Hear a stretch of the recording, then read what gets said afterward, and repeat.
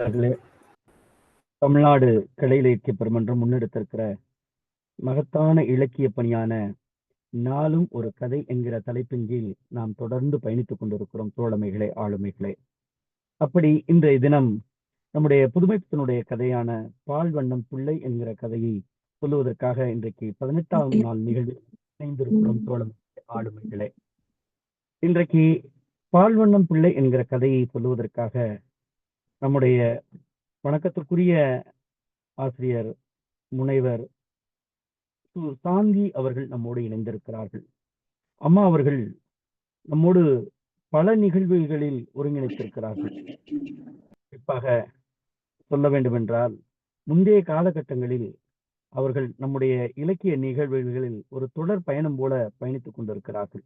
அப்படிப்பட்ட ஆளுமை இன்றைக்கு நம்மோடு இணைந்து பால்வண்ணம் கதை சொல்லுவதற்காக இணைந்திருக்கக்கூடிய ஆளுமையை தமிழ்நாடு கலை இலக்கிய பெருமன்றத்தின் சார்பாக நெஞ்சம் நிறைந்த வாழ்த்துக்களோடு வரவேற்று கதை சொல்ல வருமாறு அன்போடு அழைக்கின்றோம். தோழமையே, வருக, கதை தருக.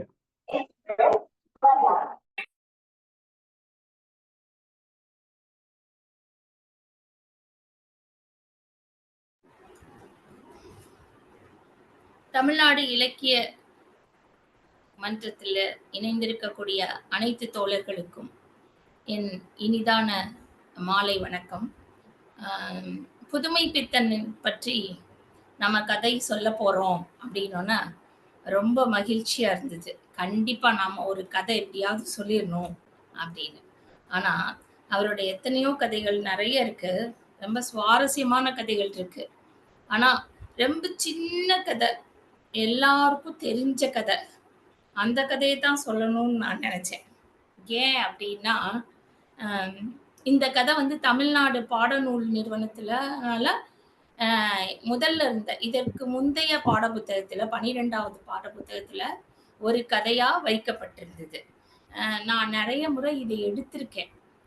இந்த கதை மட்டும் இல்ல, இது போன்ற நிறைய கதைகள் இருந்திருக்கு, நிறைய கதாசிரியர்கள் எழுதுனது.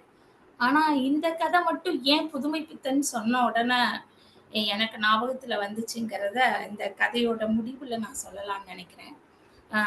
புதுமை பித்தன் அப்படின்னு சொன்னா உண்மையில விருத்தாச்சலம்ன்ற அவருடைய பெயரை விட இந்த புதுமை பித்தன்கிற பெயர் தான் வந்து அவருக்கு ரொம்ப ரொம்ப பொருந்தும்.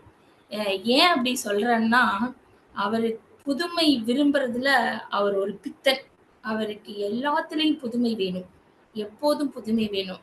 பாரதி எப்படி புதுமை புதுமை புதுமைன்னு புதுமை தேடி அலைகிறாரோ, அது மாதிரி இவரும் புதுமையை தேடிய ஒருத்தரா தான் எனக்கு கண்ணில் படுறாரு. இப்ப நம்ம தமிழ் இலக்கியத்தை எடுத்துக்கிட்டோம்னா, இளங்கோவையும் கம்பனையும் வள்ளுவனையும் விட்டுட்டு நம்ம ஒரு இலக்கியத்தை வரலாறையோ இல்லை நம்ம நூல்களை பற்றியோ சொல்லவே முடியாது. அதே மாதிரி நம்மளுடைய கவிதை தளத்தை எடுத்துக்கிட்டோம்னா, பாரதியாரையும் பாரதிதாசனையும் தமிழ் ஒலியையும் விட்டுட்டு கண்டிப்பாக சொல்ல முடியாது. அந்த மாதிரி நம்ம சிறுகதை இலக்கியம்னு எடுத்துக்கிட்டா புதுமை பித்தனையும் அழகிரிசாமியும் கி ராஜநாராயணையும் விட்டுட்டு ஒரு வரலாறு எழுதவே முடியாது. அந்த மாதிரி ஒரு முத்தாய்ப்பான முழுமையான முதலான ஒரு சிறுகதை எழுத்தாளர்னா நம்ம புதுமை பித்தனை தான் சொல்லணும். ஏன் அப்படின்னா, அவருடைய கதைகளை எழுதிட்டாரு. ஆனா அந்த கதைகளை பின்னாடி வந்தவங்க தான் இந்தந்த கதைகள் இது மாதிரி, இந்தந்த கதைகள் இது மாதிரின்னு வகைப்படுத்தினாங்க. ஆனா அவர் எந்த ஒரு வகைப்பாட்டுக்குள்ளேயும் தன்னுடைய கதைகளை வந்து அமைத்து எழுதல.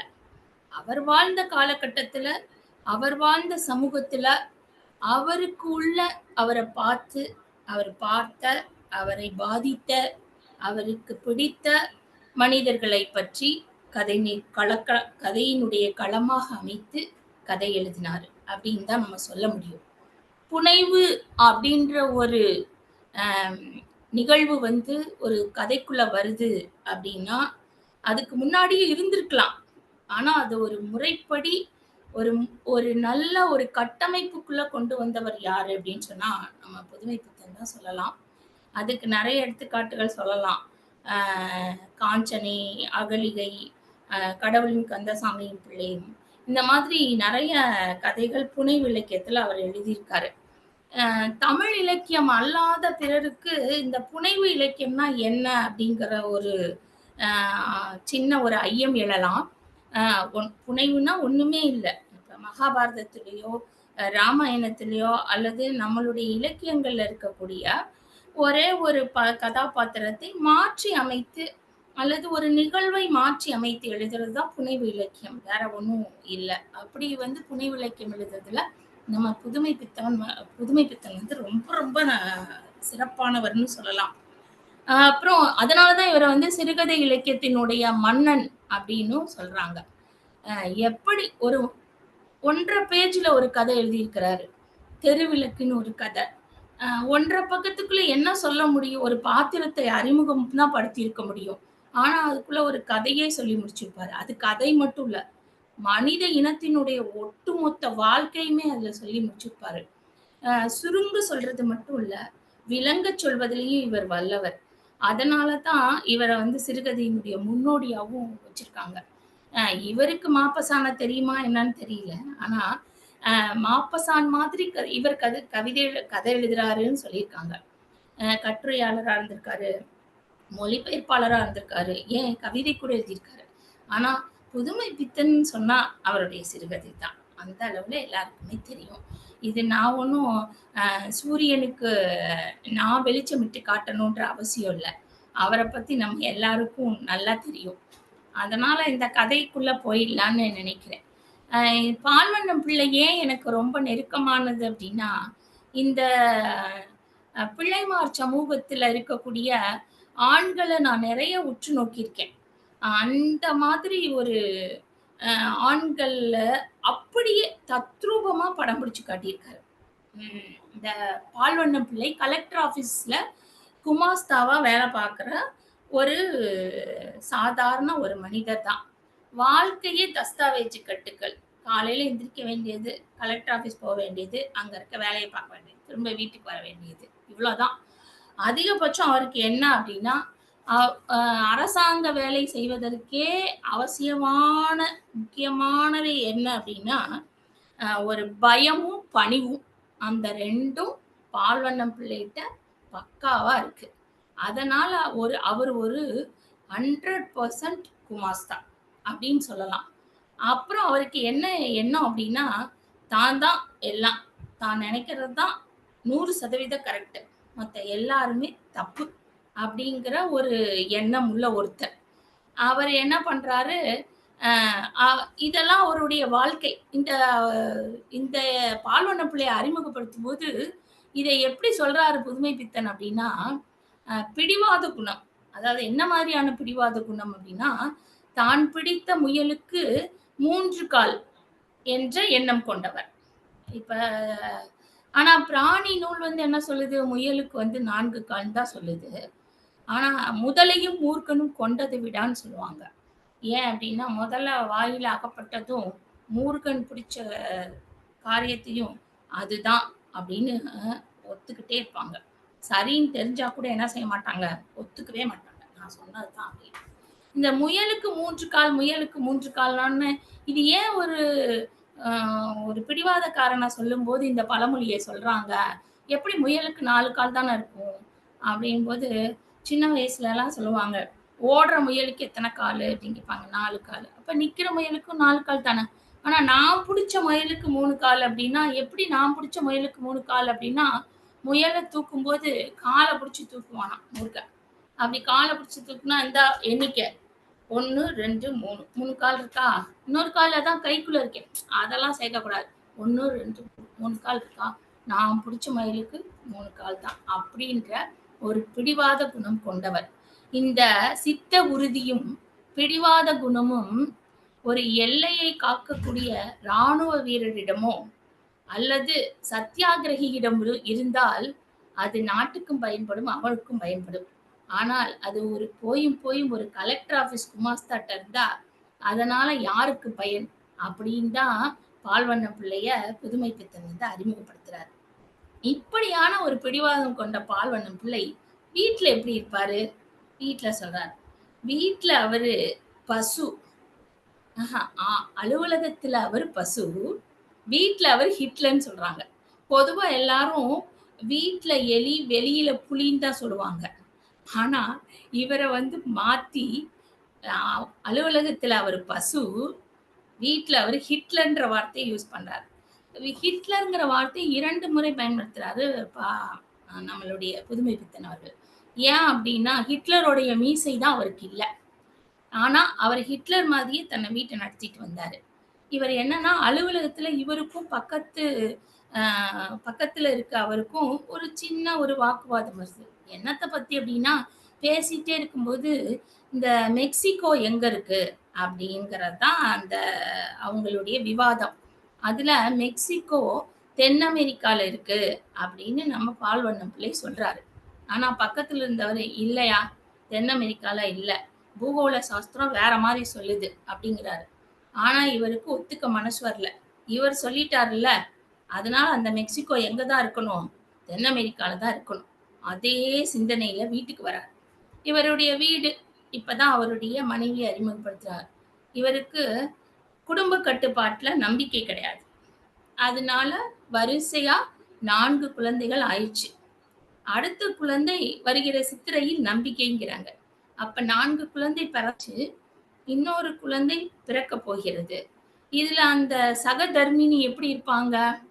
அவங்க ரொம்ப நலிந்து போயி, அவங்களுடைய உடலும் பலம் இல்லாம, உள்ளமும் பலம் இல்லாம இருக்கனால, ரொம்ப பொறுமையா, அமைதியா அவங்க இருக்காங்க.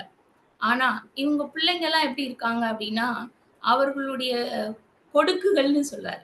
அந்த காலத்துல இந்த கொடுக்குகள்ன்ற வார்த்தைய வந்து குழந்தைகள சொல்றதுக்கு பயன்படுத்துவாங்க. அவருடைய பெ குழந்தைகள் பேபி ஷோக்களில் பரிசு பெறுவதற்கு வாய்ப்பில்ல. ஏன்னா, எல்லாமே நஞ்சு போயிருக்கு. அடுத்தடுத்த குழந்தை இல்லையா? அதுலயும் அடுத்த குழந்தை பிறக்கப்போது, குழந்தைய சவலைன்னு சொல்லுவாங்க. சவல பிள்ளைன்னு சொல்லுவாங்க. ஏன் அப்டின்னா, பிறந்த குழந்தையே இன்னும் தாயினுடைய பரிசத்திலிருந்து விடுபட்டிருக்காது. அதற்கு தாயினுடைய அன்பும், அரவணைப்பும் இன்னும் தேவைப்படும். ஆனால், அதற்குள்ள இன்னொரு குழந்தை பிறந்தவுடன், பிறந்த குழந்தையின் மீது அக்கறை செல்லும்போது, அந்த குழந்தை ஏக்கத்தில் உருகி போய்விடுமாம். அதனால அந்த குழந்தைய சவல பிள்ளைன்னு சொல்றாங்க. இப்படி 4 குழந்தைகள், இன்னொரு குழந்தை பிறக்க போற அந்த சகதர்மிணிக்கு, இந்த பால் பிரச்சனை பெரிய பிரச்சனையா இருக்கு. ஏன்னா, இவர் வாங்குறதும் ரூ. 35 சம்பளம். ஆனா, மாசத்துல ரூ. 4 பாலுக்கே போயிருது அப்படின்னு அந்த அம்மா கவலைப்படுறாங்க. அதுவும் அந்த பால் ஊத்துறவன்ட்ட, வாடிக்கை பால்காரன்ட்ட பாலும், தண்ணியுமா. பால்காரன் அந்த காலத்துல இருந்து இந்த காலத்து வரைக்கும் தண்ணியா தான் பால் ஊத்துவான் போல இருக்கு. அந்த பால்காரன்ட்ட தண்ணியா, அதுவும் கடனுக்கு வாங்குது இந்த அம்மா. அதனால இந்த பால் பிரச்சனைக்கு ஏதாவது ஒரு விடிவு தேடணும்னு இந்த அம்மா யோசித்து, யோசித்து இந்த அம்மாக்கா ஒரு எண்ணம் தோணுது. என்ன அப்டின்னா, ஒரு பசுமாடு வாங்கிட்டா என்ன? இந்த பால் பிரச்சனை தீந்துரும்ல. குழந்தைங்களுக்கும் பால் ஆயிரும். பாலு, தயிரு, மோரு மீதி காசு இருந்தா கூட வீட்டுக்கு ஆயிக்கும்னு இந்த அம்மாவுக்கு ஒரு ஐடியா. புதுசா ஒரு எண்ணம் வந்தவனும், அதாவது கடவுளை நேரில் கண்டவனும், புதிதாக கண்டுபிடித்த விஞ்ஞானியும் ஒருபோதும் சும்மா இருப்பதில்லை என்ற வார்த்தையில ப புதுமைப்பித்தன் சொல்றாரு. அதை யார்கிட்டயாவது வளவளன்னு சொல்லிக்கிட்டே இருப்பாங்களாம். கடவுளுடைய அருளை பெற்றவன். புதிதாக கண்டுபிடித்த விஞ்ஞானி. இவங்க 2 பேரும். அந்த மாரி இந்த அம்மா எந்த நிலையில இருக்குன்னா, எப்படா அ பால்வண்ணம் பிள்ளை வீட்டுக்கு வருவாரு? இந்த அம்மா கண்டுபிடிச்சு வச்சிருக்காங்கல்ல ஒரு ஐடியா. என்னதுன்னா, பசுமாடு வாங்கலான்ற அந்த எண்ணத்த சொல்லலான்னு காத்துட்டு இருக்கு. ஆனா, பால்வண்ணம் பிள்ளை என்ன மாரி சூழல்ல வராரு? மெக்சிகோ எங்க இருக்கு? அவருடைய பூகோள சாஸ்திர புக்கும் எங்க இருக்கு? கீழ அ அரங்குல இருக்கா? இல்ல மாடியில மரப்பலகையில மரப்பெட்டியில இருக்கா? இதுதான் அவருடைய எண்ணம். உள்ளுக்குள்ள நுழையும் போதே, "ஏலா அரங்கு சாவி எங்க?" அப்படின்னு கத்திக்கிட்டே தான் வராரு. இந்த அம்மா பின்னாடியே சாவி எடுத்துட்டு வருது. "என்னங்க, இந்தா நான் ஒண்ணு" அப்படின்னு சொல்லுது. "பொறு" அப்படின்னு சொல்லிட்டு இவர் நேரா மாடிக்கு போறாரு. இந்த அம்மாவும் பின்னாடியே போகுது சாவி எடுத்துக்கிட்டு. போயி அங்க சாவிய திறந்து எடுக்குறாரு. அவருடைய பூகோள சாஸ்திர புக்கத்த எடுத்துறாரு. மெக்சிகோவ பார்த்தாரு. ஆனா, இவருடைய துரதிர்ஷ்டம் மெக்சிகோ தென் அமெரிக்கால இல்ல. இவருக்கு கோவம் வருது. அந்த நேரத்துல இந்த அம்மா, பிள்ளைகளுக்கு பால் பத்தல, அதனால நம்ம ஒரு பசு வாங்கிறோம் அப்படின்னா, "நீ பாலும் நீ பசு மாடு வாங்க வேணாம், ஒண்ணும் வாங்க வேணாம். என் பிள்ளைகள நீ நீர் தண்ணி குடிச்சு வளர்த்துக்கணும்" அப்படின்னு சொல்றாரு. ஏன் அந்த கோவம் அப்படின்னா, எதுக்காக அந்த அம்மா அந்த வார்த்தைய சொல்ல வர்றாங்க? இப்ப குடும்ப சூழல்ல அந்த பசுவ வாங்கலாமா? அப்படின்ற எண்ணமோ, சிந்தனையோ, ஆராய்ச்சியோ அங்க பால்வண்ண பிள்ளையினுடைய எண்ணத்துக்கு போகவே இல்ல. அந்த மூர்க்க குணத்திற்கு மெக்சிகோ, தென் அமெரிக்காவுல இல்லையே! அந்த கோபம் தான் அவருக்கு இருந்துச்சு. அதனால என்ன சொல்றாரு, "நீ என் பிள்ளைகள நீர் தண்ணி குடிச்சு வளர்த்துக்கிடும்" அப்படின்னு சொல்றாரு. ஆனா இந்த அம்மா என்ன செய்யுது? "என்னடா இப்படி சொல்லிட்டு போயிட்டாரே! என்ன பண்றது?" அப்படின்னு 2 நாள் யோசிக்குது. ஆனா பால் பிரச்சனை தீர்ந்த மாரி இல்ல. அதனால இந்த அம்மா கையில போட்டிருக்க 2 கெட்டி காப்பு வளையலு வச்சிருக்கு. அந்த வளையல வித்துப்புட்டு மயில பசுவும், கன்னுக்குட்டியுமா மாத்திருது. யார வச்சு வாங்குது? மேல வீட்டு அண்ணாச்சிய வச்சு வாங்கிருச்சு. பசுவும், கன்னுக்குட்டியும் வந்து வீட்டுக்கு 2 நாள் ஆயிடுச்சு. ஆனா நம்ம பால்வண்ண பிள்ளை அத கவனிக்கவே இல்ல. 2 நாள் கழிச்சு தான் இவர் தொழுவத்துக்கு போய் கை கழுவ போறாரு. போன உடனே அங்க இருந்த கன்னுக்குட்டி அம்மான்னு கத்துது. இவர் "ஏலா" அப்படின்னு ஒரு சத்தம் போடுறாரு. இந்த அம்மா பயந்துகிட்டே ஓடியாருது. என்னத்த கேட்க போறாரோ? என்ன சொல்ல போறாரோன்னு. "ஏது இந்த பசு?" அப்படின்னு கேட்கிறாரு. "மேல வீட்டு அண்ணாச்சி வாங்கி குடுத்தாங்க. ஒரு படி பால் கறக்குமா" அப்படின்னு சொல்லுது. மேல வீட்டு அண்ணாச்சி வாங்கி குடுத்தாங்கங்கிறது மெதுவாவும், ஒரு படி கறக்குமாங்கிறத அழுத்தி சொல்லுது. ஆனா, அவரு வந்து அத எதுவுமே காதுல வாங்கிக்கல. கைய கழுவிட்டு உள்ள போயிட்டாரு. அன்னையிலருந்து பால்வண்ண பிள்ளை வீட்ல காப்பி குடிக்கிறதில்ல, மோர் குடிக்கிறதில்ல, பால் சம்மந்தமா எதுவும் சாப்பிடுறதில்ல. இந்த அம்மா அன்னைக்கு புது பசு வீட்ல கறந்த பால் நல்லா கெட்டியா காப்பி போட்டுட்டு, இவருக்கு கொண்டு வந்து குடுக்கறதுக்கு நின்றுருக்கு. இவர் மிரட்டுன மிரட்டுல அந்த அம்மா காப்பியும் குடுக்கல. அவரும் வாங்கல, போயிட்டார். ஆனாலும் இவருக்கு அந்த மனைவி தன் பேச்சை மீறி நடந்து கொண்டால், மனைவி நம்ம பேச்ச மீறி ஒரு விஷயத்த செஞ்சுட்டாங்கிறத இவர்னால தாங்கவே முடியல. 15 நாள் ஆகுது. அந்த 15 நாளும் இவர் வீட்ல எதுவும் சாப்பிடலைங்கிறது இந்த அம்மாக்கு மனைக்குறை தான். ஆனா, இந்த அம்மா என்ன சொல்றாரு புதுமை பித்தன்னா, "வம்ச விருத்தி என்றது வந்து வென்றுது. கணவனா? குழந்தைங்களா?" அப்படின்னு பார்த்தா, குழந்தைங்களுக்கு தான் அப்படிங்கிறதுக்காக, சரி நம்ம பிள்ளைங்களுக்காக நம்ம வாங்கிட்டோம். இருக்கட்டும் அப்படிங்குது. இந்த 15 நாள் கழிச்சு என்ன பண்ணாருன்னா, ஒரு நாளு மாட்டு வியாபாரிய கூட்டிட்டு வர்றாரு. பால் வண்ணத்துல. அவரு பேர் சுப்பு கோனார். எத்தன மணிக்கு? நைட் 8 மணிக்கு. 8 மணிக்கு உரமோரே குடுக்க மாட்டாங்க. நம்மளுடைய வழக்கம் அது. ஏன்னா, நம்ம வீட்டினுடைய செல்வம் போயிடுங்கிறது. ஆனா, இவரு 8 மணிக்கு சுப்பு கோனார கூட்டிட்டு வந்து, "ஐயா, இந்தா இந்த மாட்ட பாத்துக்க. ரூ. 25 புடிச்சிட்டு போ. இப்பயே புடிச்சிட்டு போ" அப்படிங்கிறாரு. சுப்பு கோனார் என்ன சொல்றாரு, "சாமி மாடு ரூ. 60 பெறுமே" அப்படிங்கிறார். ஆனா, பக்கத்துல அவங்க ஊட்டம்மா என்ன சொல்லுது, "ஐயோ! மாடு ரூ. 70 வாங்குனேன்" அப்படிங்குது. மாடு ரூ. 70 தான். ஆனா, உனக்காக எவ்வளவு? ரூ. 35 புடிச்சிட்டு போ. மாட்ட நீ புடிச்சிட்டு போ. அதுவும் இப்பயே ஓட்டிட்டு போணும் அப்படிங்கிறார். இப்பயே வா. காலையில வந்து புடிச்சுக்கிறேன் அப்படின்னு சொல்றாரு. இல்ல, இல்ல. இப்பயே ஓட்டிட்டு போ அப்படின்னு சொல்றாரு. இந்த அம்மா மாடு ரூ. 70 வாங்குனேன். குழந்தைகளுக்கு பா பால் எல்லாம் இருக்குது. இது அல்லாம மேல் வரும்படி வேற அதுல வருது அப்படிங்கிறாரு. இவர் எதுவுமே காதுல வாங்கல.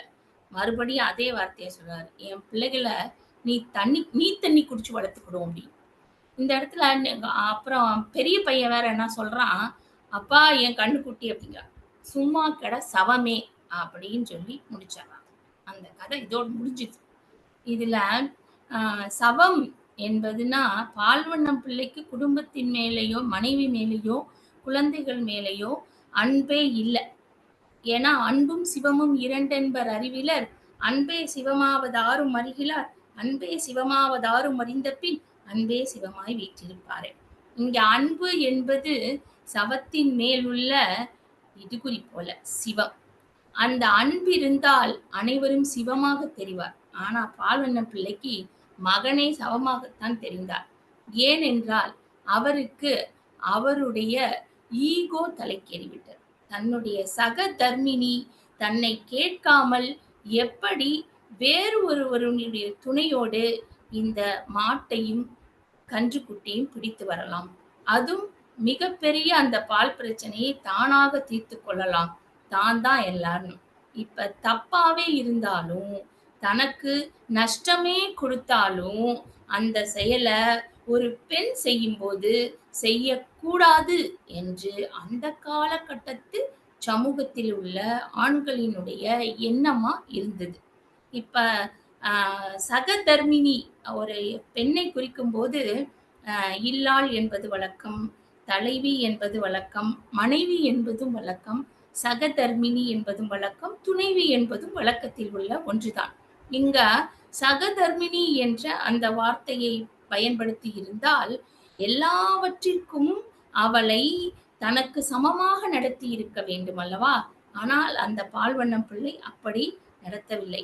அவரு தன்னுடைய கோபத்தை தான் காட்ட முடியாத இடத்தில், அலுவலகத்தில் காட்ட முடியாத அந்த இயலாமையை, அந்த வெறுப்பை எங்கே வந்து காட்டுகிறார் என்றால் வீட்டில் வந்து காட்டுகிறார். இந்த கதையை பால்வண்ணம் பிள்ளை 90 வருடங்களுக்கு முன்பு எழுதியிருக்கிறார். ஆனால் இன்று முழுமையாக இந்த நிலை மாறி இருக்கிறதா, மாற்றப்பட்டிருக்கிறதா என்றால் கொஞ்சம் சந்தேகம்தான். மாறி இருக்கிறது கண்டிப்பாக. ஆனால் முழுமையாக மாறி இருக்கிறது என்று சொல்ல முடியாது. இந்த கதையில் இன்னொரு விஷயம் எனக்கு வியப்பை கொடுத்தது. என் பிள்ளைகளை நீ தண்ணி குடிச்சு வளர்த்துக்கிடும், நீ தண்ணி குடிச்சு வளர்த்துக்கிடும்னு எழுதியிருக்காரு. நீர் தண்ணி என்றால் அந்த காலத்தில் நீச்சல் தண்ணி என்று குடித்து வளர்ப்பது வந்து குழந்தைகளுக்கு நீச்ச தண்ணி கொடுப்பது ஒரு வழக்கமாக இருந்தது. முதல் நாள் சோற்றில் பழைய சோற்றில் ஊற்றி வைத்த அந்த தண்ணி. ஆனால் இந்த இடத்தில் நீ தண்ணியை குடிச்சு வளர்த்துக்கிடும் என்று ஒரு புத்தகத்தில் இருந்தது. அதாவது இத்து வரவில்லை அந்த இடத்துல. இத்து வந்தா ஒரு பொருள், இத்து வரவில்லை என்றால் ஒரு பொருள். நம் தமிழ் நாம் அறிந்ததுதான்.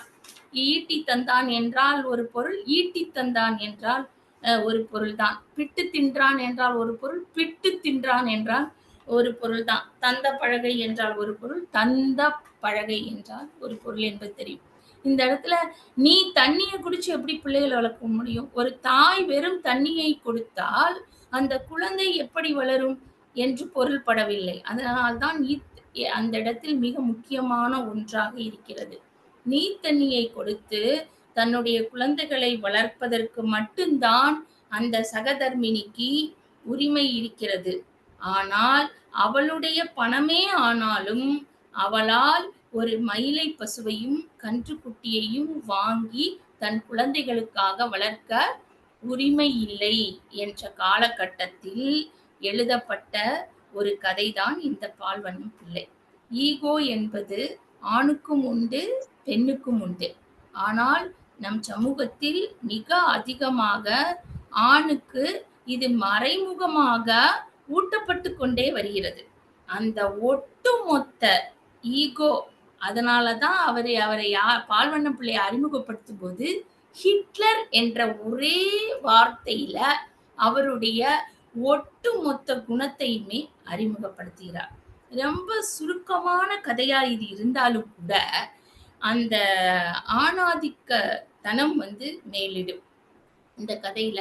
ஆனா நமக்கு ஒரு கதையை எழுதும்போது அந்த கதையுடைய ஆசிரியரை விமர்சனம் செய்யக்கூடிய குணம் வந்து நம்ம எல்லார்கிட்டயுமே இருக்கும்.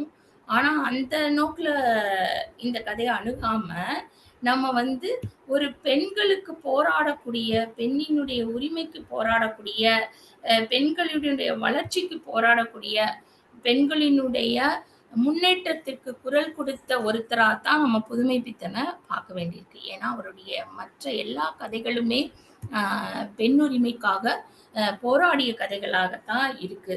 அதுலயும் முக்கியமா இந்த கதையில பால்வண்ணம் பிள்ளைய மட்டுமே சொல்லியிருந்தாலும் கூட இங்கே மறுக்கப்பட்ட பெண்ணினுடைய உரிமையைத்தான் அவர் மையப்படுத்தி பேசியிருக்காரு. இப்படியெல்லாம் கதைகள் மூலமும் கவிதைகள் மூலமும் குரல் கொடுத்த நம்ம முன்னோர்கள்னாலதான் இன்னைக்கு பொருளாதார சுதந்திரமும், சிந்தனை சுதந்திரமும் மற்றும் குடும்பத்திற்கு வேண்டிய அனைத்தையும் பெண்கள் துணிந்து தைரியமாக செய்யக்கூடிய ஒரு நிலையை நாம் அடைந்திருக்கிறோம். அப்படிப்பட்ட ஒப்பற்ற பெரும் கதை இந்த கதை என்பதனால எனக்கு இந்த கதை வந்து ரொம்ப ரொம்ப பிடிச்ச ஒரு கதை. அதனால உங்களுக்கும் பிடிச்சிருக்கும்னு நான் நம்புறேன். நன்றி தோழர்களே. மற்றும் ஒரு நிகழ்வுல நாம் சந்திப்போம். உங்களை பற்றி இந்த கதை சொன்ன முன்னாடி உங்களை பற்றி ஒரு சிறிய அறிமுகம் நீங்களே செய்யணும்னு கேட்கிறேன். ஏன்னா நீங்க கதை சொன்ன பிறகு கதையை ஒரு மிகப்பெரிய ஆய்வு போக்கோடு நீங்க கண்டிப்பாக முனைவர் பட்டத்துடைய ஆய்வுடைய தலைப்பு எவ்வளவு நிறைவா பண்ணிருப்பீங்கன்னு நீங்க கதை சொல்லும் போதே புரியுது. கதை சிறிய கதையாக இருந்தாலும் கூட அந்த கதையை சரியாக நிலைநிறுத்தி இருக்கிறீர்கள். கதையினுடைய சொல்ல வருகிற செய்தி என்ன, அதுல உட்பொதிந்து இருக்கக்கூடிய இந்த உரிச்சொல் அப்படிமா அது போல அதுல பொதிந்து இருப்பது என்ன என்கிற அடிப்படையில் தாங்கள் விளக்கிய பாங்கு இருக்கிறதே மிக மிக அருமை. தாங்கள் நான் வண்டி டிரைவிங்ல இருந்ததுனால முழுமையா என்னால உங்களை அறிமுகப்படுத்தல. தயவு கூர்ந்து உங்களை பற்றி ஒரு சிறிய அறிமுகம். நீங்கள் பணி செய்கிற இடம், குறிப்பாக உங்களுடைய முனைவர் பட்ட ஆய்வின் தலைப்பு.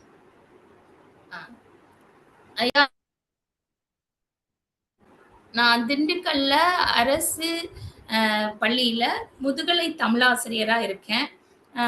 தமிழ் இலக்கியம் படிச்சிருக்கேன். என்னுடைய முனைவர் பட்ட ஆய்வு வந்து அறவாணிகளில் பத்தினது. சிறுகதைகளில் அறவாணிகளினுடைய போராட்டங்களும் சிக்கல்களும் தீர்வும் அப்படிங்கிறது என்னுடைய முனைவர் பட்ட ஆய்வு. சமீபத்தில் திருக்குறளுக்கு உரை எழுதி முடிச்சிருக்கேன். இலக்கியம் வாசிக்கிறதும் இலக்கியம் படிக்கிறதும் தான் எனக்கு உயிர் மூச்சுன்னு சொல்லலாம். அதுலேயும் வந்து நம்முடைய சிறுகதையில என்னுடைய ஆய்வு இருந்தனால சிறுகதையை பத்தி சொல்றது கொஞ்சம் எளிமையா இருக்குன்னு நான் நினைக்கிறேன். மற்றபடி என்னை பத்தி சொல்றதுக்கு ஒண்ணும் இல்ல. நான் உங்களை அறிமுகப்படுத்தினது சார் டிஓ சார்னு நினைக்கிறேன். சார் தான் உங்களை இந்த அவைக்கு அறிமுகப்படுத்தினாங்க. நான் உங்களோட ஆய்வு அந்த சொன்ன விதம் நான் புரிஞ்சுக்கிட்டேன். ஏன்னா நீங்க சிறுகதைகள் ஆய்வு பண்ணியிருப்பீங்கன்னு நம்பினேன். அது போல இருந்தது. அதுவும் குறிப்பாக அறவாணிகளை பற்றிய ஆய்வு என்பது மிகப்பெரிய விஷயம். ஏன்னா இன்னைக்கு ஆய்வு தலைப்பு எடுத்துக்கிட்டீங்கன்னா ஒரு சில தலைப்புகளை புறந்தள்ளி விட்டு போகிற அந்த காலகட்டத்தில் துணிச்சலான இந்த முடிவை எடுத்த உங்களுக்கும் வாழ்த்துக்கள். கதை மிக மிக மிக மிக மிக சிறப்பு.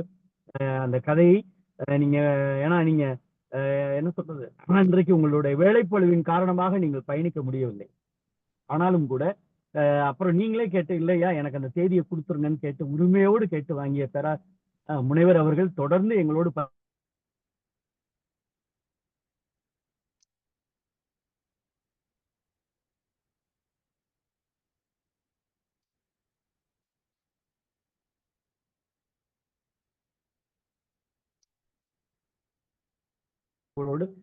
வழக்கம் போல் பின்னூட்டத்தை தொடங்கி வைக்கிற நம்முடைய தோழர் சிவசுப்பிரமணியன் தோழர் அவர்கள் பின்னூட்டத்தை தொடங்கி வைப்பார்கள். அன்பான தோழர்கள் அனைவருக்கும் வணக்கம். பேராசிரியர் கேட்குதுல்ல? கேட்குது. இன்னைக்கு பால்வண்ணம் பிள்ளை கதையை சொன்ன முனைவர் சாந்தி அவர்கள் ரொம்ப அருமையாக இது என்ன சொல்ல முதல்ல முன்னுரையே ரொம்ப அழகாக சொன்னார். சொல்லும் பொருளும் குறித்து பல இதை சொன்னார். ரொம்ப அருமையா இருந்துச்சு. அப்புறம் நான் பிடிச்ச முயலுக்கு 3 கால்கள் விளக்கம் நல்லா சொன்னாங்க. மொத்தத்துல இந்த கதையை அவங்க வாசித்து மனசுல நல்லா உள்வாங்கிக்கிட்டு சொந்த நடையில எதையும் குறிப்புகளை கூட பார்க்காம சொந்த நடையில சொன்னது ரொம்ப முத்தாய்ப்பாக இருந்தது. அவருக்கு பாராட்டுகளும் வாழ்த்துகளும். இன்னும் இந்த கதையினுடைய மைய கருத்தை வச்சு ஆய்வு நோக்கில் முடிவுலாம் சொன்னாங்க. முடிவுரையில ரொம்ப அருமையா இருந்துச்சு. அவருக்கு பாராட்டுகளும் வாழ்த்துக்களும்.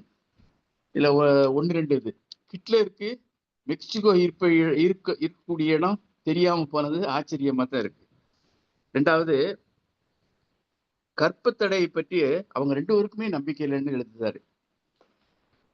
இது குடும்ப கட்டுப்பாடு இல்லாத குடும்பம் தடுமாறும். இதுல பெண்களுக்கு தான் உடல் நலம் குறித்து கருத்து தேவை, முக்கியமான ஒரு அக்கறை தேவை. அந்த அம்மாவும் அந்த குழந்தைகளும் எல்லாமே மெலிந்து ரொம்ப இதா இருக்குது. அதை உடல் நலம் பேணக்கூடியது பெண்களுக்குத்தான் தெரிய வேண்டும். அதான் சொல்லுவாங்கல்ல, முட்டையிடும் கோழிக்கு தான் வலி தெரியும்னு. அதனால பெண்கள் தான் இதுல ஆணித்தரமா அசைக்க முடியாத ஒரு நம்பிக்கையில், குடும்ப கட்டுப்பாடில் இருக்கணும். அந்த காலத்துல கிடையாது. அதை வச்சு புதுமை பித்தன் எழுதியிருக்கிறாரு. அதனால ஒண்ணும் இது இல்லை. அடுத்து 2 மெட்டி காப்பு வித்து பசுவும் கண்ணும் வாங்கியிருக்காப்புல.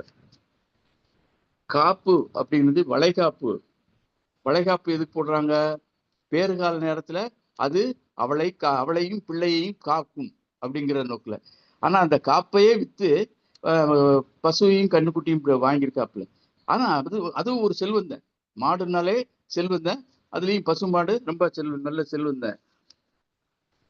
இதுல மையமா என்ன சொல்ல வர்றாருன்னா, குடும்ப நன்மைக்காக பெண்கள் எது நல்லது செஞ்சிட்டா அதை ஆண்கள் பொறுத்துக்கிட மாட்டேங்காங்க.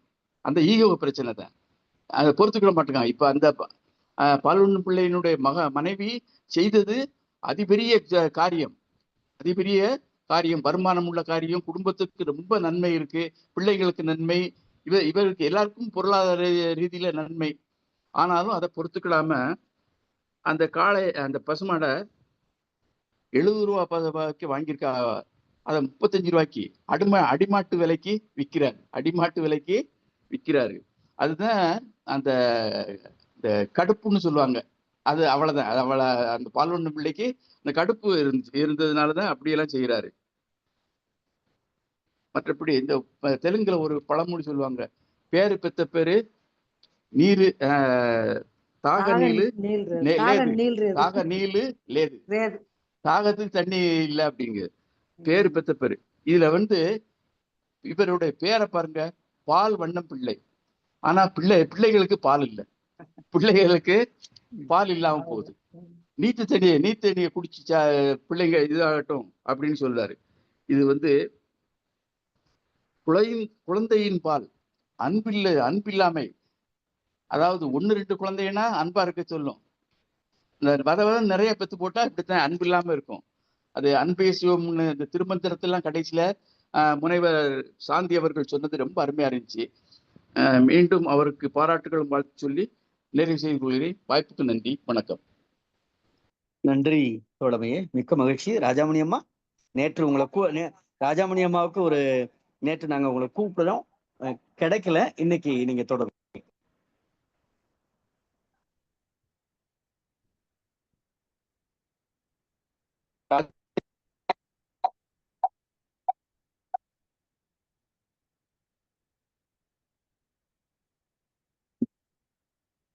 அம்மா ராஜாமணி அம்மா.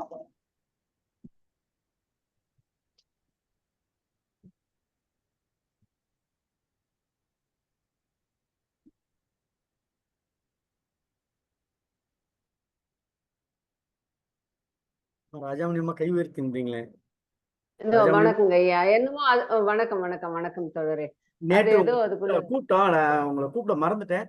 அப்புறம் மறுபடியும் கூப்பிட்டேன், நீங்க வெளியில பொறுத்தருள்க. இனிமேல் அது மாதிரி வேண்டாம், ஏன்னா நிரம்ப நேரம் ஆயிருச்சு. அதனாலதான் பொதுச் செயலாளர் சொன்ன நேரத்துக்குள்ள முடிச்சிருவேன். நன்றி நன்றி. ஆமா ஆமா ஆமா, அதுக்குதான். நன்றி. சிறப்புங்க ஐயா, அருமை. கலை இலக்கிய பெருமன்றத்திலே கலந்து கொள்ளக்கூடிய அத்துணை தோழர்களுக்கும் என்னுடைய வணக்கம். இன்றைக்கு கதை சொன்ன திருமதி சாந்தி அவர்கள் மிக மிக கதையோ அவர்கள் சொல்லக்கூடிய அந்த முறையை பார்க்கும் பொழுது அவங்க எவ்வளவு ஆழ்ந்து ஈடுபட்டு அதை திறனாய்வு நோக்கில் எடுத்திருக்காங்க அப்படிங்கிறது ஒண்ணு தெரியுது. 2வது, இப்ப இருக்கக்கூடிய காலகட்டத்தோட ஒப்பிட்டு பேசுறோம். ஒண்ணு என்ன அப்படின்னா, எந்த காலத்துக்கு ஒண்ணு, அப்புறம் இன்னொன்னு அது மாதிரி சொன்னாங்க, மறந்து போச்சு. இப்ப காலகட்டத்தோட ஏதாவது கேட்டாங்கன்னா நம்ம ராத்திரியிலேயே கூட நம்ம எதுவும் கொடுக்க மாட்டோம், பாலோ தயிரோ உரமோரோ இப்படி எல்லாம் கொடுக்க மாட்டோம். ஆனா அவர் அந்த ஈகோனால மாட்டையே கொடுக்குறாரு அப்படிங்கிற ஒரு கருத்தையும் அவங்க தன்னுடைய கருத்தை சேர்த்து அருமையா சொன்னாங்க. ரொம்ப சிறப்பு. அந்த ஆணாதிக்க போக்கு அந்த காலத்துல இருந்ததாலதான் அந்த பெண்களால எதுவும் செய்ய முடியல. பெண்ணியம் மேல வரணும், சமமா இருக்கணுங்கிறதுக்காக தான் நிறைய பாடுபட்டு இருக்காங்க அப்படிங்கிறது அந்த காலகட்டத்தில இருந்து பார்க்கிறோம் நம்ம. எத்தனையோ அறிவியல் சுயம் இருந்தது அப்போ அவங்களுக்கு. இந்த மாதிரி எல்லாம் இல்லை. அந்த கர்ப்பத்தடையை பத்தி ஐயா சொல்லும் பொழுது அந்த பயம் இருந்தது அந்த காலத்து பெண்களுக்கும் ஆண்களுக்கும். அதனால அது கொஞ்சம் இதுவா தான் இருந்தது. அது ஒரு காலகட்டமா தான் இருந்தது. அந்த நேரத்துல அரசாங்கம் கூட அதுக்கு நிறைய இன்னும் சொன்னா அந்த கர்ப்ப இதுக்காக ஒவ்வொருத்தரும் கூட்டிட்டு போய் விடணும். கவர்மெண்ட் ஆஸ்பத்திரியில அப்ப இருக்கக்கூடிய ஆசிரியர்கள் ஒரு ஆளை கூட்டிட்டு போய் விடணும் அப்படிம்பாங்க. யாருகிட்ட போனாலும் அது ஒரு மாதிரி கேவலப்பட்டுக்கிட்டும் திட்டிட்டும் வருவாங்களாம். அதெல்லாம் 60ல அந்த மாதிரி காலங்கள்ல நடந்திருக்கிறதெல்லாம் சிவசண்முக ஐயாவுக்கும் தெரியும்னு நினைக்கிறேன். ரொம்ப சிறப்புங்க ஐயா. ரொம்ப அருமை அருமை அருமை. சாந்தி அவர்கள் தோழிக்கு என்னுடைய வாழ்த்துகளும் வணக்கங்களும் பாராட்டுகளும். நன்றிம்மா. நன்றி. நானும் இந்த பாடலை நடத்தி இருக்கேன். பால்வண்ண பிள்ளை வகுப்புல நடத்தி இருக்கேன். சிறப்பு. நன்றி தோழமையே. மகிழ்ச்சி. பேராசிரியரே ஒண்ணே ஒண்ணு பேராசிரியர் சொல்லுங்க சொல்லுங்க. வேற ஒண்ணுல அவரு இந்த புதுமை பித்தன் ஒரு சொல்லாடல இது பண்றாரு. கண்ணு குட்டி பசுவா அம்மா அப்படின்னு கூப்பிடுது. இவர் மனைவிய பால்வண்ணம் பிள்ளை மனைவிய ஏமா வாமா போன்னு கூப்பிடாம ஏழான்னு கூப்பிடுதாரு. அத புதுமை பித்தன் குறிப்பா அந்த இடத்துல ரெண்டையும் இணைச்சு சொல்லி இது பண்ணியிருப்பாரு. ரொம்ப அருமை. நன்றி.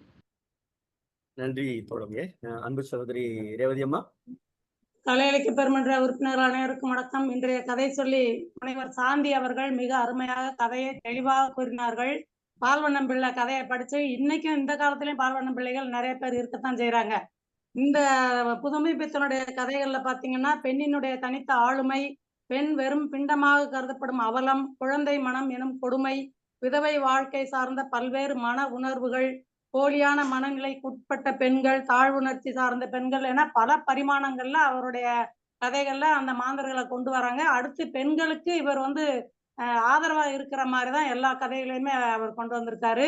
அவருடைய மனைவியையும் மகளையும் ரொம்ப உயர்வா நினைப்பாரு அப்படிங்கிற கடிதத்துல எல்லாம் அப்படி மாதிரி எழுதியிருப்பாங்க அப்படிங்கிறத நம்ம அதை படிக்கும்போது தெரிஞ்சுக்கிறோம். இந்த பால்வண்ணம் பிள்ளையோடைய அந்த ஆளுடைய நடவடிக்கை எனக்கெல்லாம் துப்புரவா பிடிக்கவே இல்லை. அந்த அம்மா பாவம் அதுக்கு வலையில வித்து மாடை வாங்கிட்டு வந்துச்சுன்னா 70 ரூபாய்க்கு வாங்கின மாடை 25 ரூபா அப்படிங்க. அந்த சுப்பையா கோணரு வேண்டாம், இது 60 ரூபா போகுமேங்கிறாரு. சரி பரவாயில்ல உனக்காக அப்ப 30 ரூபா அப்படிங்கிறாரு. அதெல்லாம் என்ன ஒரு இந்தத்தனமான போக்கு. குழந்தைகளுக்கு பாடலைன்னா தண்ணி ஊற்றி வளர்த்துக்கிறோம்னா அது என்ன பேச்சு? அது ரொம்ப அப்ப இந்த மாதிரி ஒரு சம்பவம் நான் சின்ன பிள்ளை இருக்கும்போது எங்க வீட்டுல இருக்கிற ஒரு சார், அவர்லாம் ரொம்ப படிச்சவர் தான். வீட்டுல சண்டை வந்துருச்சு அப்படின்னா போர்வைய ஒரு தடவை 4 துண்டா கிழிச்சிட்டாரு. கிழிக்கவும் அந்த அக்காவுக்கு தையல் தெரியும். அந்த 4 துண்டையும் போட்டு ஒரு அதான் ஆக்கிருச்சு. அடுத்த தடவை சண்டையில அந்த போர்வையை ரிப்பனா கிழிச்சிட்டாரு. அது தைக்கவே முடியாத மாதிரி. அது சோறு பொங்கி வச்சிருந்துச்சுன்னா அதுல கொண்டு மண்ணு அள்ளி போட்டுருவாரு, இல்லைன்னா சாம்பல் அள்ளி போட்டுருவாரு. அப்பெல்லாம் கேஸ் கிடையாது, அடுப்புதான். நான் இப்ப அந்த பால்வண்ணம் பிள்ளைய படிக்கும் போது எனக்கு அவங்களுடைய ஞாபகம் தன்னால வருது. ஏன் வருதுன்னே தெரியல. அப்ப இன்னைக்கும் இருக்கிற அந்த ஆம்பளைங்க பெண்ணினுடைய கவலையை நினைச்சு திருந்துனா சரி, பால்வண்ணம் பிள்ளை போல இருக்காம நான் பிடிச்சதெல்லாம் 3 கால் முயலுக்குங்கிற மாதிரி சாதிக்க கூடாது. வாய்ப்புக்கு நன்றி, வணக்கம். நன்றி தோழமே. மிக்க மகிழ்ச்சி. அரசல்யமா எங்க அரசல்யமா காணும்? அவங்க கோயிலுக்கு ஆடி வெள்ளி ஆடி வெள்ளி. மிக்க மகிழ்ச்சி. எங்க கேள்வி நாயகரே சாத்தூர் சிங்க கிட்ட வாங்க. என்ன கேள்வி? இன்னைக்கு கேள்வியை கேளுங்க வாங்க. தோழர்கள் அனைவருக்கும் வணக்கம். இது பால்வண்ணம் பிள்ளை ஒரு சின்ன கதை தான். அந்த சின்ன கதையை அம்மா ஒரு முனைவர் பற்றம் ஆய்வு பற்றம்லாம் பண்றதுக்கு ஒரு தகுந்த கதையா இருக்கப்போ அவங்க ஒரு ஆய்வு நோக்கோட அந்த கதையை சொன்னாங்க. இந்த கதையை பொறுத்த மட்டும் ஆணாதிக்கம் இப்போது இருக்கிறது, அப்போது இருந்திருக்கிறது, இன்னமும் மாறவில்லைங்கிறது சொல்ற மாதிரிதான் இருக்கு. பால்வண்ணம் பிள்ளை பாருங்க, பால்வண்ணம் பிள்ளை ஒரு குமாஸ்தா வேலை தான் பாக்குறாரு. ஆனா அந்த குமாஸ்தா வேலை பார்த்துக்கிட்டு அவருடைய இந்த அடமண்ட் அட்டிடியூட் இருக்கு பத்தியில அந்த இது மாறவே மாட்டேங்க. அது என்ன சொன்னாலும் மாறுறதுக்கு வாய்ப்பு இல்லை. ஆனா அந்த மாற்றத்தை கூட ஒரு தியாகிக்கு சத்தியாகிரகிக்கு இருந்தது பிரச்சனை இல்லை. அதே மாதிரி ஒரு இராணுவனுக்கு இருந்தா பிரச்சனை இல்லை. சாதாரண குமாஸ்தாவுக்கு இருந்துகிட்டு இருந்தா அது நல்லதா அப்படின்னு சொல்லி புதுமை பித்தன் சொல்லியிருக்கிறாப்புல.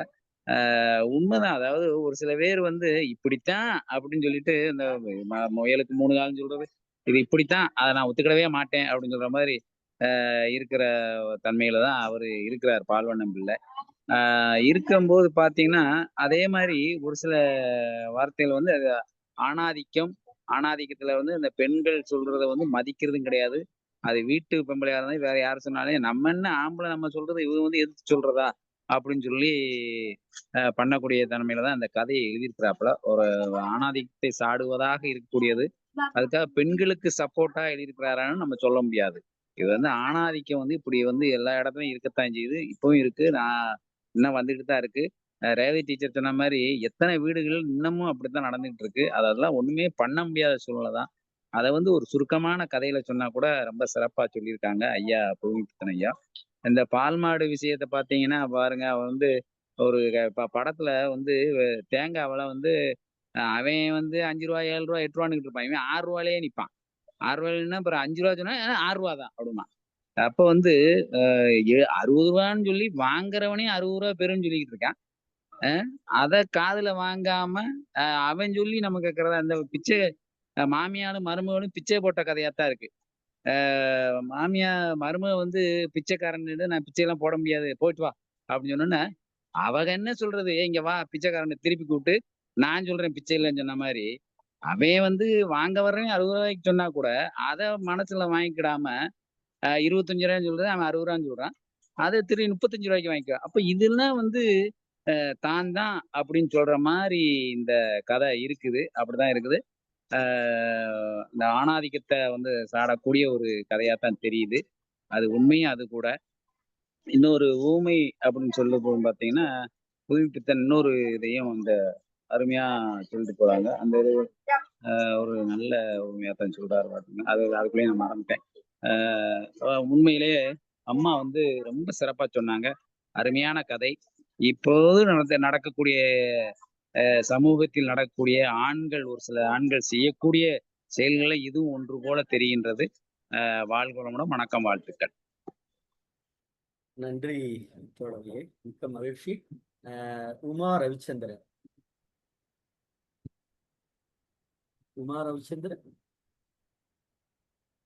சொல்றீங்களா? பின்னூட்டம் சொல்றீங்களா?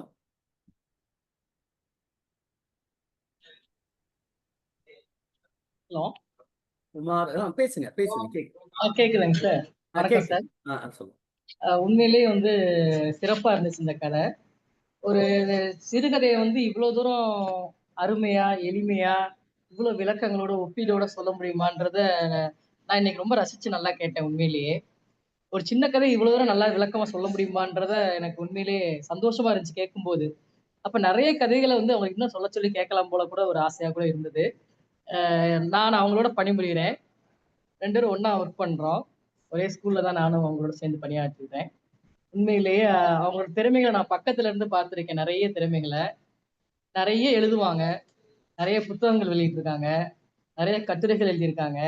இன்னும் மென்மேலும் அவங்க வந்து நிறைய இதுல நல்லா வளரணும்னு நான் ரொம்ப ஆசைப்படுறேன். என்னுடைய வாழ்த்துக்களை, மனமார்ந்த வாழ்த்துக்களை உங்களுக்கு தெரிவிச்சுக்கிறேன் சார்.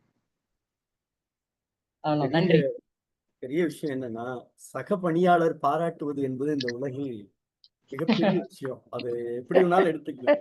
வேற என்ன வேணாலும் உலகத்துல பாராட்டு யார்கிட்ட வேணாலும் பாரத பிரதமர்கிட்ட கூட பாராட்டு வாங்கிடலாம்.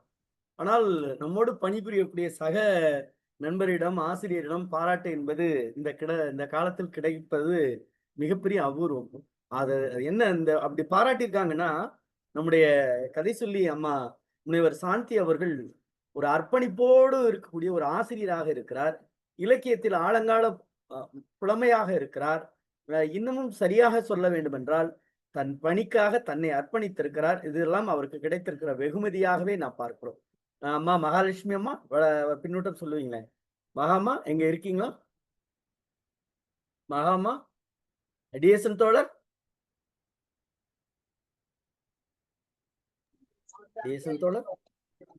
மருது நாகராஜன் ஐயா,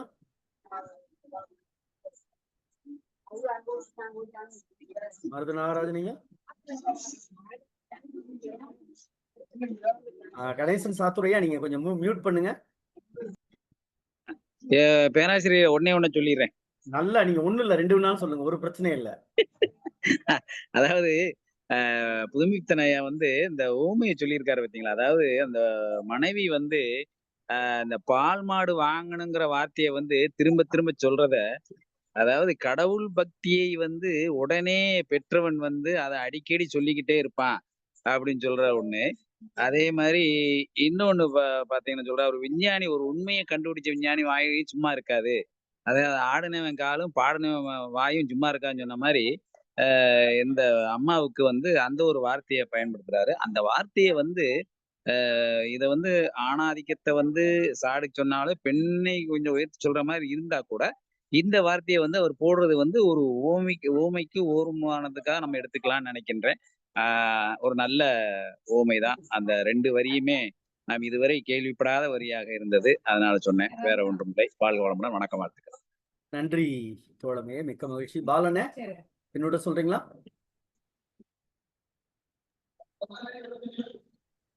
தோழர்களே வணக்கம். இன்றைக்கு கதை சொன்ன தோழர் முனைவர் சாந்தி அவர்கள் ரொம்ப அற்புதமா புதுமைப்பித்தனுடைய அந்த அவருடைய ஒரு வாழ்க்கை தொடர்பான சில விஷயங்கள், அவரை பத்தி ஒரு மதிப்பீடு, அவங்களுடைய பலதரப்பட்ட கதைகள் எல்லாம் சொல்லி தொடங்கி சொன்னாங்க. ரொம்ப நல்லாவே சொன்னாங்க. ஒரு முதிர்ச்சி தெரிஞ்சது கதையில. தோழர் அவர்களுக்கு பாராட்டுகள். அடுத்து எல்லாரும் இந்த கதையை பத்தி விமர்சனம் பண்ணும்போது எனக்கு ஒரு சின்ன ஒரு சந்தேகம் வருகிறது.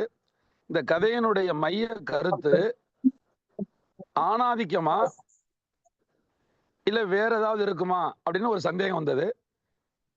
நான் நினைக்கிறேன் இது ஆணாதிக்கம் இல்ல, இந்த கதையில இருக்கிறது ஒரு பிடிவாதம்.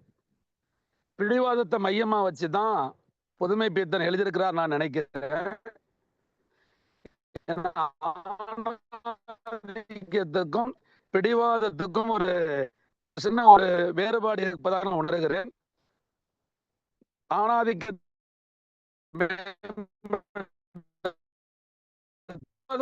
ஒரு மனிதன் உளவியலாக எப்படி இருக்கிறார் அப்படிங்கிறத இந்த கதையில ஒரு புதுமை பித்தன் பதிவு செய்கிறார் அப்படிங்கிறத நான் நினைக்கிறேன். நன்றி தோழர்.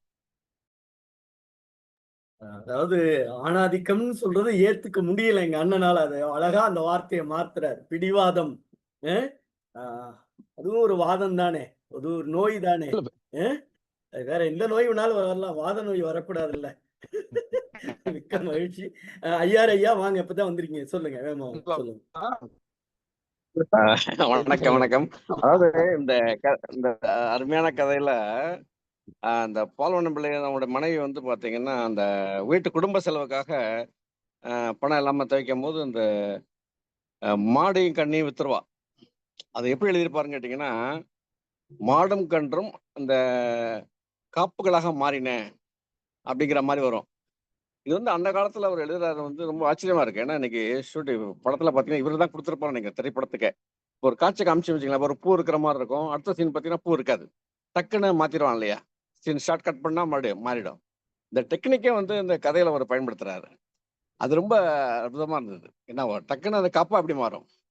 ஒண்ணு இல்லை, இப்ப காட்சிப்படுத்துனீங்கன்னா திரைப்படத்துல ஒரு பசுவை கண்ணை காமிக்கிறீங்க, அடுத்த செகண்ட் பாத்தீங்கன்னா கையில காப்பு இருக்கும். அப்போ அப்படி மாறிடுச்சுங்கிற இந்த செய்தியை, இந்த டெக்னிக்கே பார்த்தீங்கன்னா கதையில முதல்ல புதுமை பித்தன் தான் கொண்டு வந்திருக்காரு. அதுக்கப்புறம் தான் திரைப்படத்துல இந்த மாதிரி காட்சி மாற்றங்கள்லாம் வந்திருக்குங்கிறது எனக்கு ரொம்ப வியப்பா இருந்தது. அருமையான ஒரு கதை. இப்படி மனிதர்கள் என்னைக்கு இருக்காங்க. நன்றி நன்றி. நன்றி தோழமையே, மிக்க மகிழ்ச்சி. ஆசிரியரே, முனைவர் சாந்தியம்மா எதுவும் சொல்றீங்களா நிறைவா? மகிழ்ச்சி. பின்னூட்டம் வந்து சொன்ன தோழர்கள் அனைவருக்கும் ரொம்ப நன்றி, மகிழ்ச்சி. அவர் சொன்ன மாதிரி இந்த கதைய திரைப்படமா பார்க்கும்போது, நாடகமா நான் ஒவ்வொரு கதையுமே படிக்கும்போது ஒரு காட்சி அமைப்போட ஒரு நாடகமா மாத்தி தான் என்னுடைய சிந்தனைக்குள்ள கொண்டு போவேன். அதே மாதிரி நாடக அமைப்போடையே எல்லா கதைகளுமே படைக்கப்பட்டிருக்கும் புதுமை பித்தனுடைய கதைகள். அதுதான் அவருடைய கதைக்கு வந்து சிறப்பு.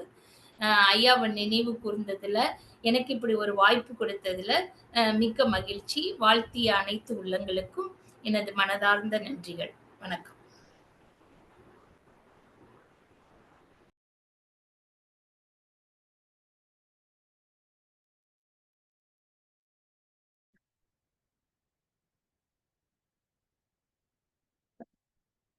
கருமவீரன் ஐயா. நான் மைக்கை ஆன் பண்ணாம பேசிட்டே இருக்கேன். நிறைவாக நம்முடைய தமிழ்நாடு கலை இலக்கிய பெருமன்றத்தினுடைய பொதுச் செயலாளர் தோழமை மிக்க மருத்துவர் ஆரம் ஐயா. அனைவருக்கும் வணக்கம். இன்னைக்கு அம்மா வந்து ரொம்ப அருமையா சொன்னாங்க. ஒரு ஸ்கூல் டீச்சர் வந்து இந்த மாதிரி ஒரு ஆய்வாளராகவும் சிறுகதை ஆசிரியராகவும் கிடைச்சாங்கன்னா எவ்வளவு சந்தோஷமா இருக்கும். கிளாஸ் எல்லாம் கதையா இருக்கும். அப்படிப்பட்ட அவங்க மாணவர்கள் வந்து கொடுத்து வச்சவங்க. ஒரு இவ்வளவு நிறைய சிறுகதைகளை ஆய்வு செஞ்சு சொல்றப்ப ஒரு வாழ்க்கை பாடமாக இருக்கும். ஒரு 100 கதைகளை தெரிந்து கொண்டோம்னா இந்த உலகத்தை தெரிஞ்சுக்கலாம்னு சொல்லுவார் கீரா. அந்த போலதான் ஒரு கதைன்றது இன்னொருத்தருடைய வாழ்க்கை. இது இன்னைக்கு இந்த கதையை ரொம்ப அருமையா சொன்னாங்க. இதனுடைய உள்ள என்னென்ன இருக்குன்றது எல்லாமே மிக தெளிவாக சொல்லிட்டாங்க. அவங்க வந்து ஒரு ஆணாதிக்க சமூகத்துல நடக்கக்கூடிய ஒரு மிடில் கிளாஸ்னுடைய இந்த இது வந்து டீச்சரும் ரொம்ப அருமையா சொன்னாங்க. நம்ம ரேவதி டீச்சரும் பால்வண்ணம் பிள்ளைகள் இன்னைக்கும் இருக்காங்க, அவங்களை ஏன்னா திருந்தணும் அப்படின்ற மாதிரி சொல்லியிருந்தாங்க. உண்மைதான். அதுல வந்து ஆணாதிக்க சமூகத்துல இந்த மாதிரியான இருக்கு. இது நல்ல விவரிச்சு போவார். சின்ன கதையா இருந்தா கூட வாழ்க்கையை தஸ்தாவஜிக்களாகவும் கட்டுக்களாகவும் இருந்தது என்பார். வாழ்க்கைன்றது அந்த பால்வண்ணம் பிள்ளைக்கு தஸ்தாவஜிக்கல் கட்டுக்கள் கலெக்டர்ஸ்ல தான் இருக்கும். அதன் இயக்கம் வந்து என்னன்னா பயமும் அதட்டலும் பாரு. முற்றுப்புள்ளி 35 ரூபான்னு பாரு. அந்த ஒவ்வொரு விவரிப்பும் ஒரு கலெக்டர்ஸ்ல உள்ள ஒரு கிளர்க்கை விவரிக்கிறது இவ்வளவுதான் முடியும். ரொம்ப அருமையான மொழி நடை. அது வந்து ரொம்ப பிராணி நூல் வேணா முயலுக்கு 4 கால் இருக்கும். ஆனா இது ஒரு அபூர்வ பிராணி. பால்வண்ணம் பிள்ளைன்றது ஒரு அபூர்வ பிராணி. இதுக்கு 3 கால் தான். ஒண்ணு சித்த உறுதி, கொள்கை விடாவை, இன்னொன்னு வந்து பிடிவாதம். இந்த 3 காலை வச்சுட்டு இது பண்ற அட்டூழியம் தான் இந்த கதையெல்லாம் வர்றது. அதுல ஒரு விஞ்ஞான பூர்வமா கர்ப்பத்தடையும் உள்ள கொண்டுறாரு. கர்ப்பத்தடை பண்ணா குடும்பம் எவ்வளவு நல்லா இருக்கும், அப்படி இல்லைன்னா என்ன இது இருக்கும். அந்த கொடுக்குகள் தெலுங்குல கூட சொல்லுவாங்க, கொடுகுன்பாங்க. குழந்தைகளை என்னுடைய கொடுகு அப்படின்பாங்க. அதனால அந்த வார்த்தை வந்துச்சான்னு தெரியல. அது பேபி ஷோக்கள் அப்ப நடந்திருக்கும் போல இருக்கு. போஷாக்கா இருக்கிற அந்த குழந்தைகளை காட்டக்கூடிய பேபி ஷோக்கள் இருக்கு. ஆனா இந்த குழந்தைகள் அப்படி இல்லை. ஒண்ணு சவள பிள்ளையா இருக்கணும், இல்ல நோஞ்சானா இருக்கணும். இந்த மாதிரி இருக்குது. அந்த அவருடைய அந்த விவரிப்பு, அந்த ஒரு பெண் தன்னுடைய உடமையாக இருக்கக்கூடிய அந்த 2 காப்பையும் உடனே மயில பசுவாவும் கண்ணாவும் மாத்துறா. ஆனால் அது நிலைக்குதா அப்படின்றதுதான் கேள்வி. அதையும் சொல்லிட்டு அது நிலைக்கிறது இல்லை. வம்ச விருத்திக்கு புருஷன் வேணும். அப்ப புருஷன் சொல்றதை எல்லாத்தையும் கேட்டுட்டு அவ சரின்னு விட்டு போயிடுறான். அப்ப எவ்வளவு ஒரு இக்கட்டான நிலையில் பெண்களுடைய வாழ்க்கை நகர்கிறது. அவர்கள் அந்த கவர்மெண்ட் ஆஸ்பத்திரி மருந்து தண்ணியும் அந்த கடன்காரங்க ஊத்துற கடன் பாலுன்னு சொல்லுவார். ஒவ்வொன்றிலையும் ஒரு ரசனையோட சொல்வார். அந்த அதுக்கப்புறம் நீர் தண்ணியை குடிச்சு வளர்ந்துக்கிடுவான் என் பிள்ளை, நீ கொடுக்குற பால் தான்றது. ஆனா அவருக்கு எவ்வளவு கோபம் பாருங்க. ஒரு புது பசுமாட்டில் இருந்து வரக்கூடிய பாலை நான் குடிக்க மாட்டேன்றது, மோரை குடிக்க மாட்டேன்றது. அப்ப எவ்வளவு தான் சொன்னதை கேட்கல அப்படின்னா, குடும்பம்ன்றது அப்படி இருக்கக்கூடாது. ஒரு ஃபேமிலின்றதுல ஒருத்தர் தான் அறிவாளியா இருக்கிறேன், என்னை தவிர வேற யாரும் அறிவாளி இல்லைன்னு நினைக்கக்கூடாது. அது வந்து நம்ம வாழ்க்கையினுடைய சக தர்மியா இருந்தா கூட, ஆனா அவன் சொல்றதை ஏத்துக்கிறவங்களுக்கு மனசு இல்லை ஆண்களுக்கு. அப்ப தன்னுடைய இணையர் அப்படின்னு சொல்லிக்கிறோம். ஆனா இணையர்ன்றது 2 வாழ்க்கையில ஒரு இணைந்து முடிவெடுக்கக்கூடியதாக இருக்க வேண்டும். இணைந்து செல்பவர்களாக மட்டுமில்ல, இணைந்து முடிவெடுக்கக்கூடியவர்களாக, ஒருவர் இன்னொருத்தருடைய அறிவு திறமையை இல்ல அறிவு யோசனையை மதிப்பவராக இருக்க வேண்டும். அதெல்லாம் இன்னைக்கு சமூகத்துல இல்லையே, இது என்ன சமூகம் அப்படின்ற ஒரு கேள்வியோட தான் முடியும். அதுல மெக்சிகோ எங்க இருக்குன்னு என்ன பிரச்சனை.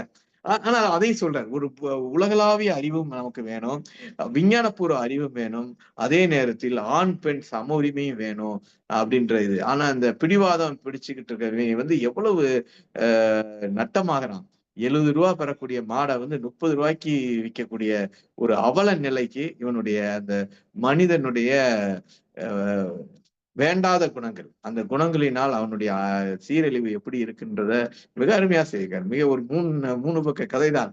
ஆனால் ஒவ்வொரு கதையும் அவர் புதுமைப்புத்தன் எடுக்கிற இது எல்லாமே நம்ம பார்த்தா, அந்த ஜன்னல் திறந்ததுன்ற ஒரு கதை, அதுக்கப்புறம் கட்டில் பேசுகிறது, இதெல்லாம் 3 பக்கம் தான். ஆனால் அதுக்குள்ள மிகப்பெரிய உணர்வுகளை, மிகப்பெரிய சமூக விமர்சனங்களை அறிவார்ந்த முறையில் மிக அருமையாக வைத்திருக்கார். சாந்தியம்மா சொன்னது ரொம்ப அருமையா சொன்னாங்க.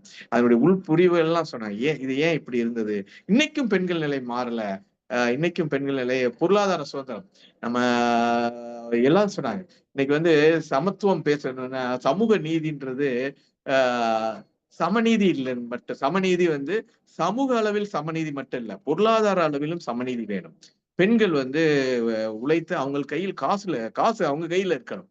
அவங்க கணவனை எதிர்பார்த்து இருக்கக்கூடாது. அப்பதான் ஒரு கொஞ்சமாவது சமத்துவம் இருக்கும். அந்த சமத்துவத்தை நோக்கிய சமூகம் வர இந்த மாதிரி கதைகள் உதவும். அனைவருக்கும் நன்றி. பொதுச்செயலாளரோடு மிக்க நன்றி, மிக்க மகிழ்ச்சி.